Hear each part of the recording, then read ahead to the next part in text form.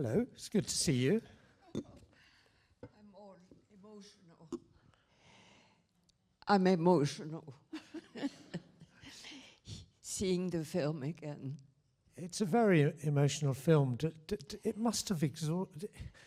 You're so committed to it. Yes, it must have been throughout. a tiring thing to do. Throughout, I was very moved by it. Wonderful story. And I was really lucky with its great part and wonderful director, wonderful actors. I have so much admiration for all the actors. They all played 100% their part. It was really exhausting. Yeah. Well, Leslie, can you remember whether you were surprised to be offered it?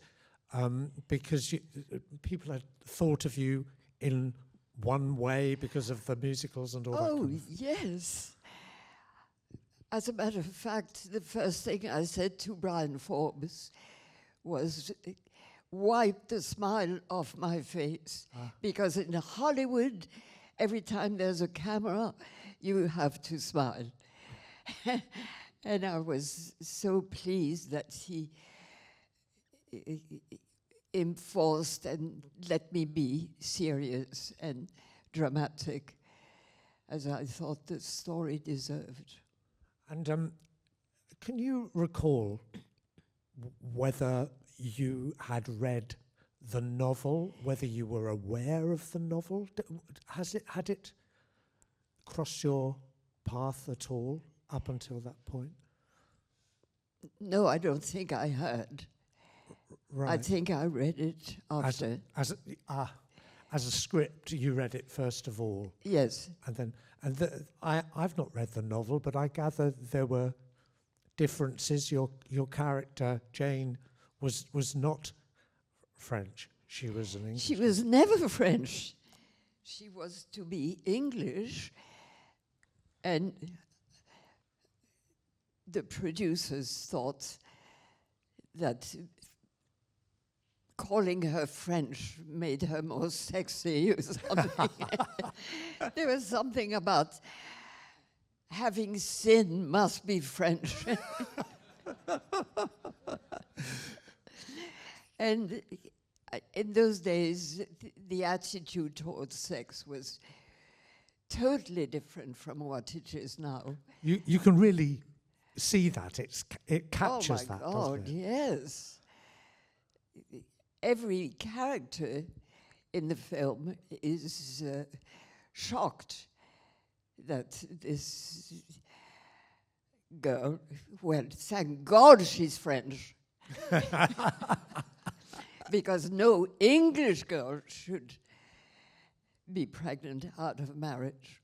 Well, the thing that really impresses me, even above that, is that she keeps the baby. She wants whatever insecurity she has about it. She ends the film as a single mother, and that's really unusual. It's even more unusual, I think, in the period than the accidentally pregnant young woman. Well, the story tells you something true. Once you've seen the baby, it's very difficult to give it away. The doctor says that, and I think it's quite true. And as a kind of forward-looking character, Jane in the film, she does something unusual for the period, which is that she keeps it. She doesn't give it away. It's not taken away. Yes. Well, you know, what really surprised me enormously, and I thought maybe we're too late with the film, is that Catherine Deneuve had a child with Mastroianni exactly at the same time as Jane was having her baby. And I thought maybe we're too late. But in France, it went perfectly unnoticed, and nobody raised an eyebrow. Was France in 1962 far ahead of the UK? About that, I think it was a little bit, yeah. Less sexual hypocrisy, perhaps. Well, we didn't have a royal family. You've got rid of those already. Yes. I remember, I mean, and that is so many years later. But I remember the newspapers printing something quite revealing about the choice of wife for Prince Charles. Above all, she had to be a virgin. And that surprised me so much, because I think that even in England, there were not that many virgins. Well, you probably have better information on this than I do. But, yeah, it is interesting how the vision of making, I hadn't actually thought of it, making Jane French liberated the story a little bit, didn't it? Oh, absolutely, but it was frowned upon by the press. Oh. The press was quite shocked. What about our English girls?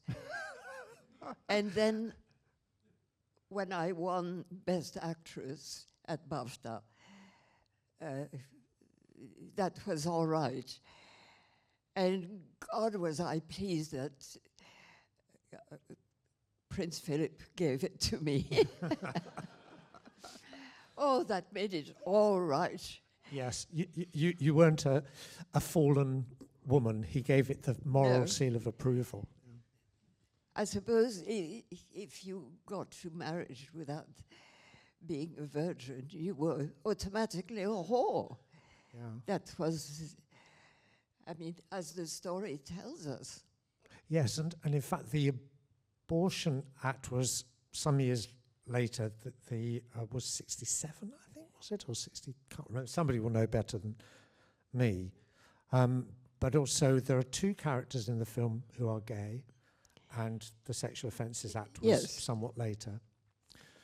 A man and a woman, and that was very forward. Yeah. And I have to admire Brian Forbes, his delicate choice of words and situation, so delicate, so thoughtful. Do you have, there are some great two character scenes in the film, and of course you're in all of them, because Jane is central. And I wondered whether you just had any memories of Avis Bunnage, who plays Doris, the landlady. Well, she is Welsh, isn't she? I thought she was from Manchester, but she may well be Welsh for all I know. Oh, really? Yeah. Do you recall working with her? I mean, yes, I remember being in admiration for her, the speed of her of her talking, and wonderful diction. I mean, she's unafraid of being incredibly tough, isn't she? Yes. I was quite frightened for you in the opening scene when she's showing you around. So was I. So was I. And in the scene where you reveal that you've got bed bugs, she's pretty fierce. Pretty fierce, yes. Was she friendly and as Avis? Oh, as a person, she was very friendly, but also she had this wonderful rhythm of talking, which I admired. And another scene that stands out for me is it's the scene, the love scenes with Tom Bell are wonderful. You obviously had a fantastic connection with him as an actor. Yes, we hit it off very, very well. And he was working with Joan Littlewood in the East End. As a matter of fact, Peter Holt engaged him immediately after the film because he was so good in the film. Yes. But he did something very harmful to his career. He heckled Prince Philip. Do you remember that? The BAFTA ceremony. Yes. Where it hit the press very big. And after that, no theatre was ready to hire him except Peter Hall. Oh, good. He came to the rescue. I should explain for some of the younger members of the audience that you had been... Tell us a joke, Philip. Yeah. Oh, God. Is that what he said? Yes. And as everybody was trying to hush, he repeated it 3 times. I said, tell us a joke, Philip. And Philip finally said, if you wanted jokes, you should have hired a comedian. I bet that went well. Yeah. And that had a round of applause, yes. Yeah. I should just clarify that you were, at the time, married to Peter Hall, the founder of the Royal Shakespeare Company, and yes. so on. And your son is here tonight. Indeed, your grandson is here tonight. So that's my son and my grandson. Yeah, that's all very good support. As a matter of fact, I used a lot of things that had happened to me in giving birth. Yes. In that. Yes. Yes. And it was really quite recent, I suppose. I can't remember. How old were you? 4. Oh, well, quite vivid in the memory. He was 4. 4. Yeah. Yes. I wanted to talk about the other women in the cast. We've mentioned Avis Bunnage, and you also have 2 wonderful scenes. You have a great scene with Patricia Phoenix, who plays Sonia, the prostitute, and she was to become mega famous because of Coronation Street, Really? Where she plays Elsie Tanner, and I remember her very vividly. Did you remember her? She's remarkable. Yeah, it's a terrific performance. And that was a couple of days shooting, perhaps, with her. Well, she deserved a beautiful career because she really was such a skillful actress and generous actress. I think everyone in the film, there was a feeling of truth. And as a matter of fact, the story is written by an autobiography, isn't it?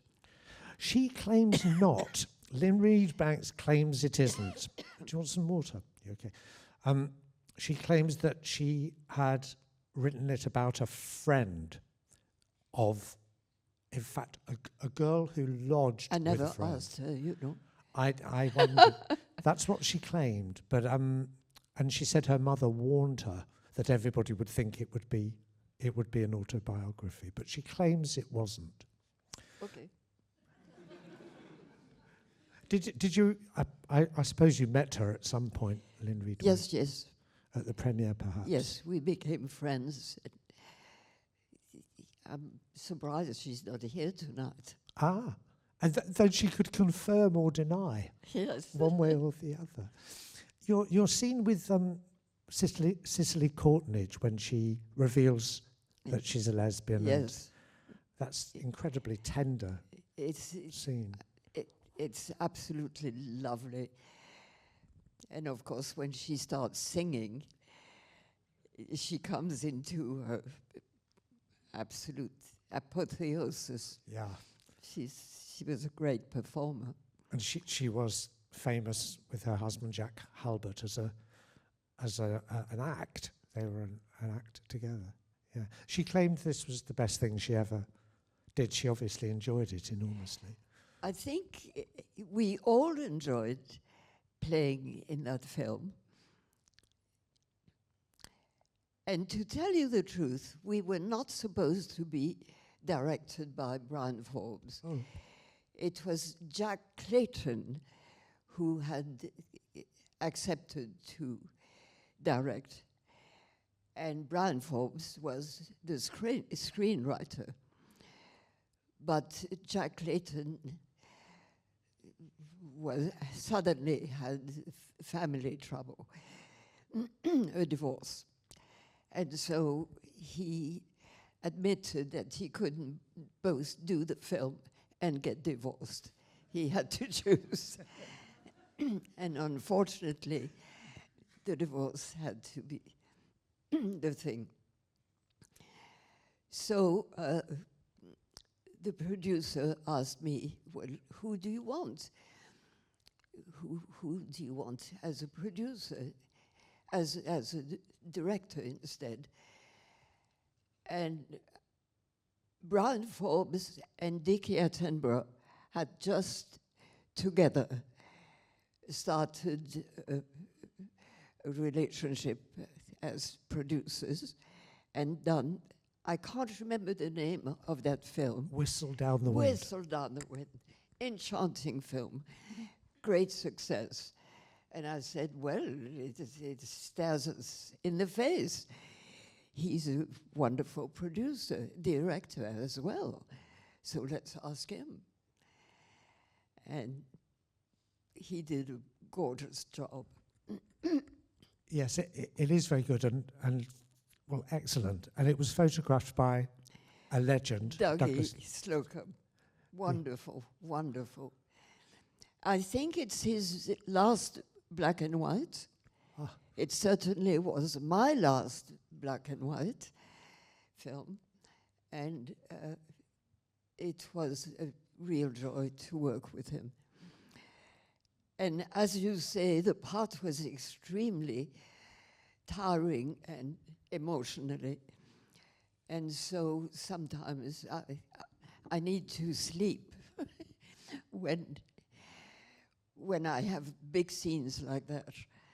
So I would go to Dougie and say, Dougie, lighting the next scene, how long will you take? And he'd look at me and say, how long do you need? I'd say 25 minutes. And he'd say, you've got him. See, he knew the toll And it I was would taking. use one of the beds. There was always a bed in that set. And I would just crash and sleep 25 minutes. He'd let me sleep to recover. When the film was premiered, were you aware that your performance was recognized for being as brilliant as it is? Oh, thank you so much. No, I just thought it ought to be very honest. And I must say, in one of the scenes where the camera is on her back, and I started crying right here. And I turn around and I'm crying. So the memory stays with you. It stays with you. And of course, I mean, you were. It seems incredible now. You were in a bed scene with, no top on, with another actor. At the time, it was for an English film. That's the thing, for an English film. France had already, Italian films, they were much more honest about this kind Italian of films. But American and British films were a cover-up, really. I suppose they were still trying to do war films or comedies and escape reality. Yeah, and also there was censorship in a very particular kind of way, especially in America. Well, it had a name, Kitchen Sink, and well given. Yeah. The film after this was Mother Goose, Father Goose, rather. Was that not right? you came out of this into working in a comedy with Cary Grant. Cary Grant, yes. And A great pleasure that was as well. were you filming that when this was released? Can you remember? Were you working when this was premiered? I suppose I was, because I don't remember being at a premiere. Yeah, I wondered whether that was No. the case. And I wondered whether perhaps the first you really knew of how amazing it was when you were nominated for the awards for BAFTA, Golden Globe and Oscar. And the Academy Award, I was nominated, but didn't get it. That's I ridiculous. got it. Well, there was somebody who needed it more. I mean it. Yeah. I mean it. There was somebody who'd had a terrible accident and deserved to be helped. Were you?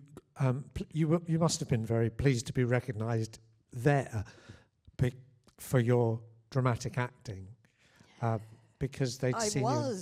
It was exactly what I wanted to do. Yeah. And nobody would ever give me dramatic parts because I had started in musicals in An American in Paris. So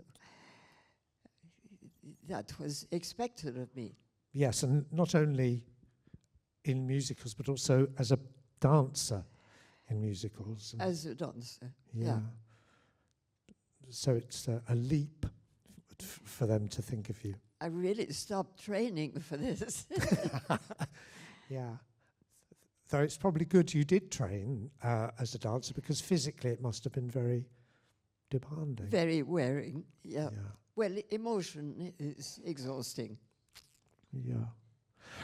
Leslie, I'm going to ask the audience whether they have any questions. And I think I see somebody leaping up, which suggests that a microphone is available. Yes, thank you. Does anybody have a question? Or yes, there's one there for Leslie, and the mic will be There's passed a along the gentleman. row. And there's a gentleman there. Thank you. You're next. Yes, please. Thank you. Hi, Leslie. An amazing film, Luke. Yeah. The opening scenes were absolutely enchanting, where you were sort of like winding down the streets in Notting Hill, and I could see that a couple of the towers had gone up. What was it like working in that really big, eerie house? Oh, yes, it was exactly as dreary as it looks. Eerie. And I discovered 40 or 50 years later that this was, what is it called, that part of London? Notting Hill. Notting Hill, which is the most expensive real estate in London, because this is all I knew of Notting Hill. It was like that, and it really was terribly, terribly run down. And I remember, as a businesswoman, thinking, oh boy, it would be nice to buy one of those. It deserves to be rehabilitated. The exteriors, were just following on from your question, Luke, the exteriors, obviously, of Notting Hill, presumably the staircase and your room were a set. Yes. Definitely, we were in a studio. I can't remember which one now. Yeah. Yeah. So once you walked through the door, it was but you still had to mount the stairs. But I was dressed by Dior. My first, until I take that job in the cafe, everything I wear is by Dior. It's interesting. I noticed that there wasn't a costume credit. They probably thought a Dior credit would have been a little out of place, perhaps. And she was called Bumble Dawson and was used to dress the Oliviers and did this for me, but went straight to Dior And then, you know, the sort of second-hand shop. To get second-hand Dior? To get second-hand Everything. anything. Yeah, yeah. Oh, that's good. Thank you for that. And sir, for your mic is here. I first wanted to say that you're a living icon for all the film admirers across the world, so thank you for this opportunity. And as for my question, in the film there was a line in particular which gripped me, and when you said in order to play a part, you've got to live it. So is that what you've done throughout your prolific career? You've lived the parts that you My played. hearing is very bad. The gentleman is asking whether to take your line from Jane's line from the film, that it's good to have lived the part. You have to live the part before you can play it. Is that what you've done in your prolific career? Well, when I was in the beginning, when I was a dancer in the ballet company, we were, I think, paid something ludicrous, like £50 a month. It was barely enough it wasn't enough to eat and to pay the hotel room. And the hotels were dismal. I remember a hotel in Athens with a ballet company, and there were nothing but windows, and there were no curtains. So I remember the work it was to get into bed without being seen by the passers-by. It was something, yeah.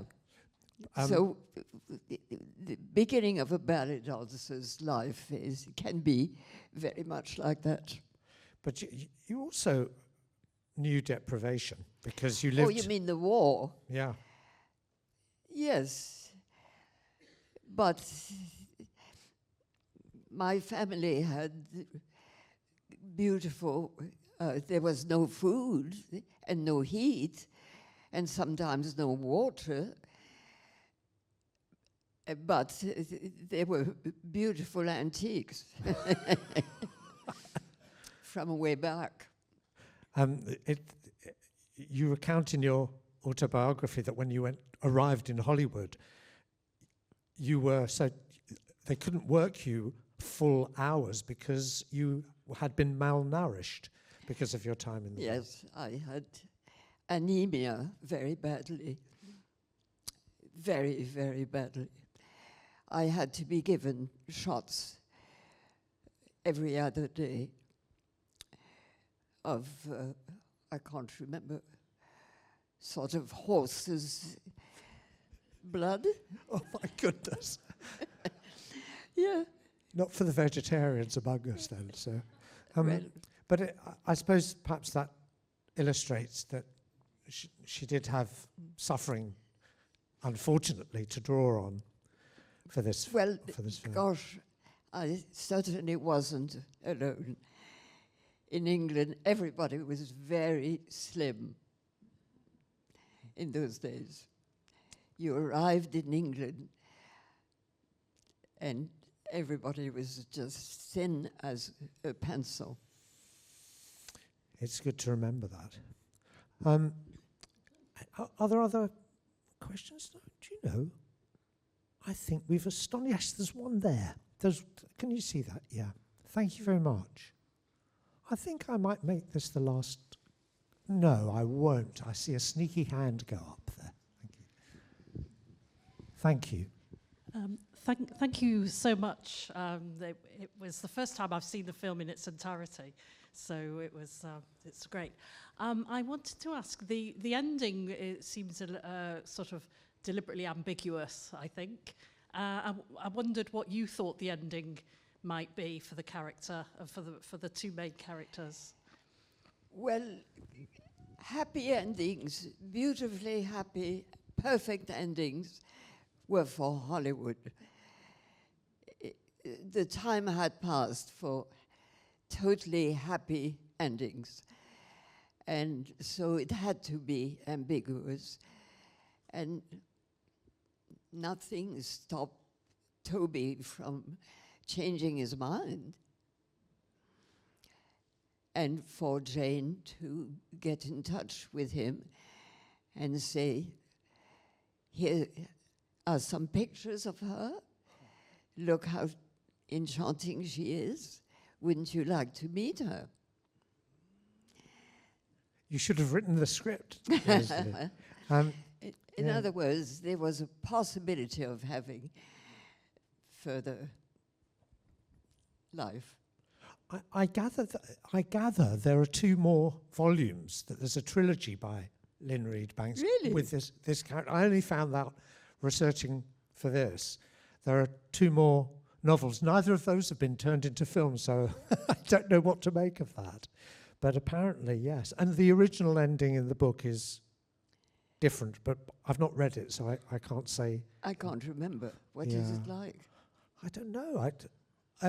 I remember reading an interview with Lynn Reed Banks saying that she was cross initially, angry about the ending having been changed, but she didn't She say can't be going back to France to her family because she wasn't French in the book. No, exactly. So I don't know. We'll have to do some exploration about that. It's a pity she's not here. Thank you for that question, and thank you for yours. Yes, please.